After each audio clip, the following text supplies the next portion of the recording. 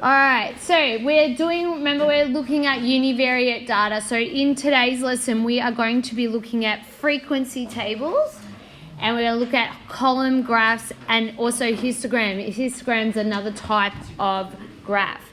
All right, so the first thing we'll be looking at is at the frequency table. So that shows how many, you put things into categories, and then they'll show how many occur of them. So sometimes so I remember yesterday I said you're going to get the one list. So here they had the flavours of the ice creams here, along here. And then they surveyed and they asked who liked what. So if I was looking at this, how many people are surveyed? How are you going to work that out? Good. So the total frequency equals the amount of people surveyed, yeah? Amount of people surveyed or whatever. Okay? So if you surveyed, I don't know how to spell that. If you look at that, that was what's that? So 7, 11, 14, 20, okay? So 20 people were surveyed there. So sometimes they have just the frequency table like that, with just the frequency, but sometimes we might see that they change it to percentage frequency, okay? And if you remember yesterday, I said whenever we're finding a percentage, if you remember, I said always write it's the amount over the total times 100. So if we were trying to do the percentage of vanilla, we would have done 2 over 20, because there's 20, times 100, and we'll work out that it is 10%, okay? And so on. So we could, if you have to get us to change it to a percentage frequency, there's how you do it.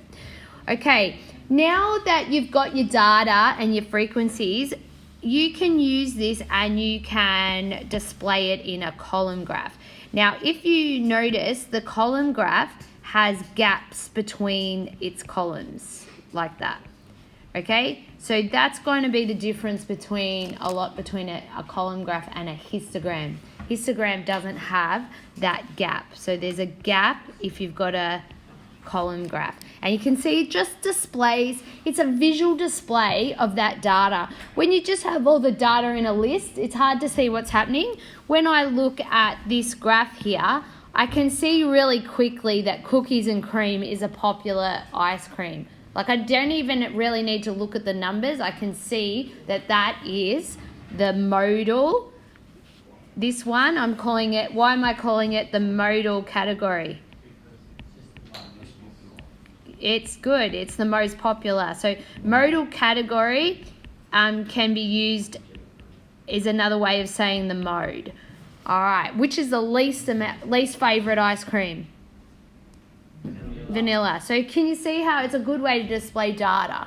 So that's what you're looking at. Obviously, when you go out in the workforce, someone will give you the data and then you've got to go present it to a boss and say what's happening. You're not going to give them lists. They don't want to see all the lists. They want to just see a quick visual representation of what's going on. So that's where we do things like this. Okay, so a histogram is down here, and you can see a histogram is a graph where you have frequency and you have your columns, but you have no gaps. All right, so there's no gaps there. And it can be used to group of discrete or continuous numerical data. So remember examples of that. So examples of continuous could be something like height or weight. And an example of discrete data might be, say, the number of SMSs someone might make. You know, we might look at all of that, something like that. Okay, so we can have intervals. because if you said we might have the weight interval, we might say everyone weighing between 60 and 70 kilograms or something like that. And here's like what I said before, we can change it into a percentage. So they have just called the frequency, which is what I said was amount. So it's the same as what we said, the amount of it over the total times 100. So that's fine. So you can see here they had this, it was a score. So whatever it was some score, people who scored between 0 and 10. There was 3 of them. So 3 people scored that. So they changed it to a percentage. They said 3 out of 20 times 100 and got the 15%. So we can either have frequency or we can have percentages. So we don't normally see it like this. You either have one or the other. So this one might be a frequency, this one might be percentage frequency, and you have the same thing like that, okay? So once we get these graphs, we like to describe what's happening, like what does the data look. Now, if you have a look, we might say the shape is symmetrical. Can you see that if I do that, I get this sort of bell curves? See, if I put a line down there, it's like a mirror image. So we say it's symmetric. Can you see this one? It goes like that with this tail down there. If the tail's up here, this side, it's positive skewed. See, if you have the tail at the start, it is negative skewed. So looking up here on this one up the top I drew, I would say that's probably symmetric. Yeah? And if I did maybe added a few like that for this one, I would say, what shape do you think that one is? Yeah, good. Positive skewed. It's got a bit of a tail. Good. All right, so you just got to explain what it is. Okay, so let's go across. We're going to do one together and complete the table. And let's start this up. So it says a survey of office workers was conducted to find out how many cups of coffee they drank each day. Their responses are below. So there's some people who have 0 coffees, some people have 1, 2, 3, 4, and 5. So what you're going to do with the tally is as you go through, so say I've got a 2, I'll just put a little line there. Then I've got a 0, so I put it, and you tally them up. So, and then 4, 2, sorry, there's not a lot of room here, but we'll work it out. 2, 1, 3, another 1, another 0. Oh, look at it on your book, you goose. 5, 4, 0. We'll fix it up in a minute. 2, 3, 5, 3, 4, 2, 0, and 3. Okay, so I had 4 that had 0 cups, 3 that had 1. I got 4 that had 2, 4 that had 3, 3 that had 4, and 2. So how am I going to work out the total here? What am I going to do?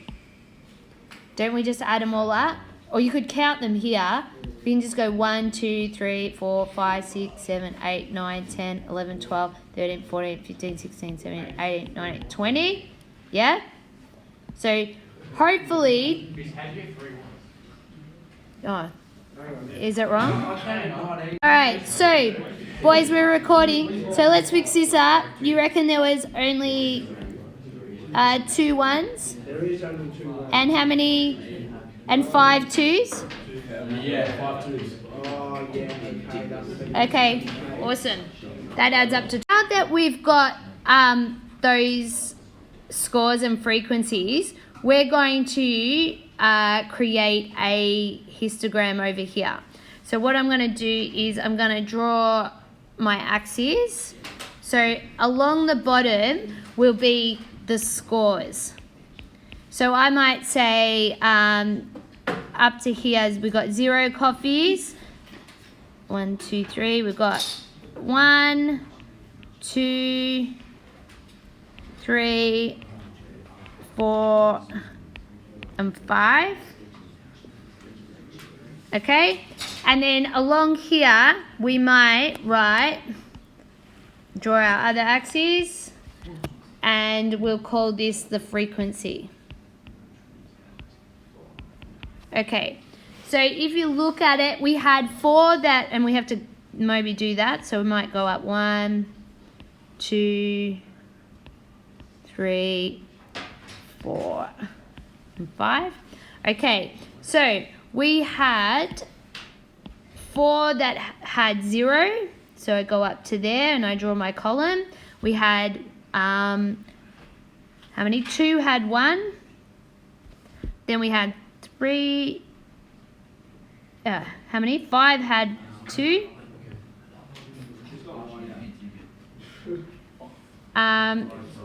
4 had 3.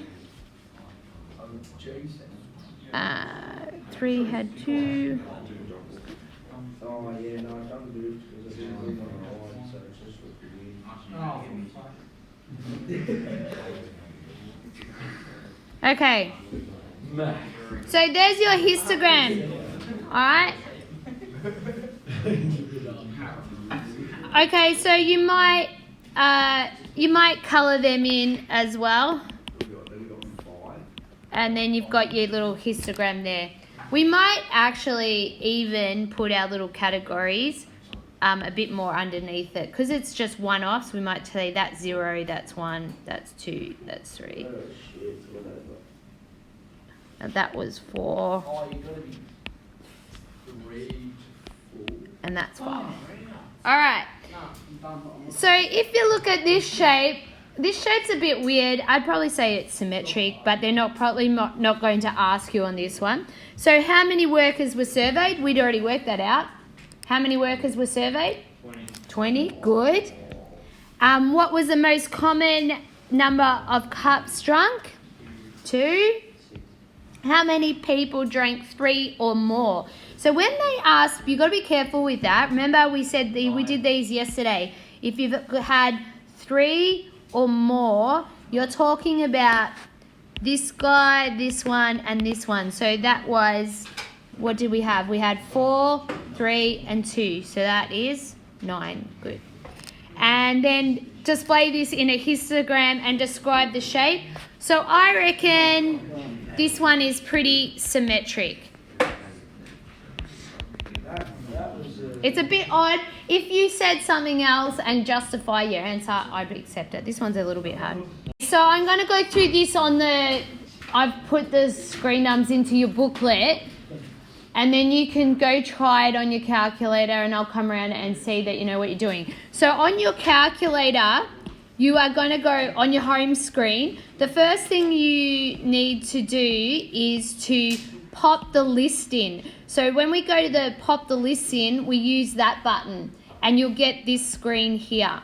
Now you give your list a name. So I was just using the one before, score. So we put in all the things that they could do. So that was someone who had 2 coffees, someone had 4.